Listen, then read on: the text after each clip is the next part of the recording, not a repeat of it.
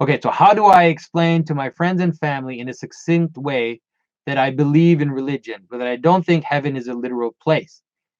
Everybody uses the word spiritual, okay? And so maybe try to get people to explain to you what they mean by spiritual, because usually people will say something like spiritual is non-material things, or something that's not material, okay?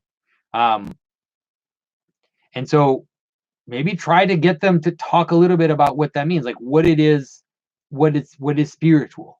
And so once you start to kind of talk about what something spiritual is, meaning that it's not physical, then you can try to say something like, well, the word spiritual, it just means wind, it just means breath.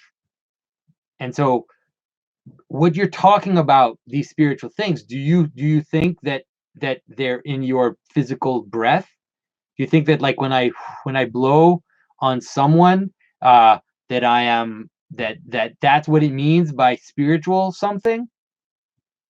And most people will say, obviously, no. And then you can try to help them understand. Well, it's because when you blow, that's also speaking.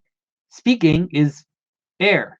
That's what it is. Speaking is an exchange of spirit, because I'm talking to you, and I'm not causing any physical change. I'm not beating you. I'm not giving you something. I'm speaking, but I'm affecting the world. I'm affecting you, your mind. I'm affecting our relationship by speech. That's spiritual. That is why we talk about spirituality being the way it is.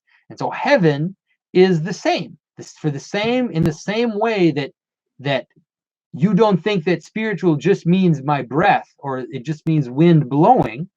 In the same way, heaven is a word that's used to because air is in heaven, wind is in heaven.